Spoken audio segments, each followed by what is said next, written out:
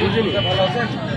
তো আপনাদের কাছে কেউ টাকা নেয়, নির্দ্বিধায় বলে, নির্ভয় বলতে হবে, নির্ভয় বলো, নির্ভয় টাকা নিলে বলো, আপনি চাবি করবেন, বলো।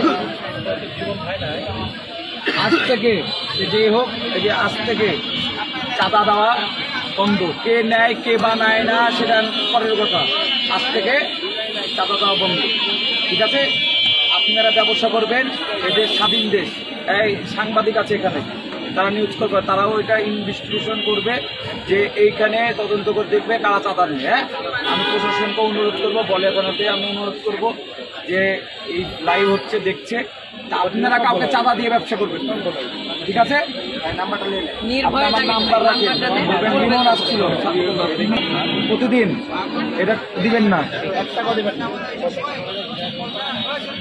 কাকে বলছে তো সাংবাদিক, আপনারা তো আগে তো শপিং, তারপর জীবন ভাই মানে সব এখন, হ্যাঁ, এই সব ফুটপাতের ব্যবসায়ীগুলো সব এক হবেন। যে চাঁদা চাইবে তার বিরুদ্ধে ব্যবস্থা হবে।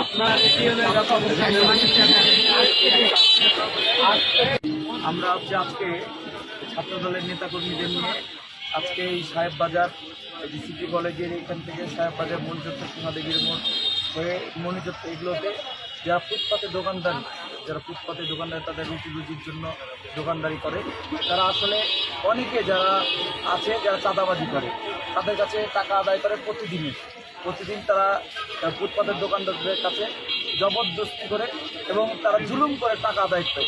এটা বন্ধে আমরা রাজশাহী মহানগর ছাত্রদলের পক্ষ থেকে, রাজশাহী সিটি কলেজ শাখার পক্ষ থেকে, ছাত্রদের পক্ষ থেকে আমরা উদ্যোগ নিয়েছি সেই চাঁদা যেন তারা না দেয় এবং তারা যেন চাঁদা ওই ব্যক্তিদেরকে না দেয়। চাঁদা দেওয়া এবং নেওয়া দুটো অপরাধী। আমরা তাদেরকে আহ্বান জানাবো, যারা ফুটপাতের ব্যবসায়ী তাদেরকে আহ্বান জানাচ্ছি, তারা যেন কোনো দুষ্কৃতিকারী বা কোনো চাঁদা আদায়কারীর কাছে, চাঁদাবাজদের কাছে চাঁদা তারা প্রদান না করে।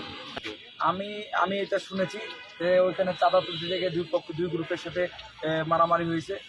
আমরা বিএনপির পক্ষ থেকে এবং ছাত্র দলের পক্ষ থেকে আমরা এটা $0 কেউ চাঁদা আদায় করতে পারবে না এবং চাঁদা দিবে না। সেটা যদি বাজার থেকে যদি বৈধ উপায়ে যদি হয়, যেটা লিজ দেওয়া থাকে, সেটা একটা ভিন্ন বিষয়।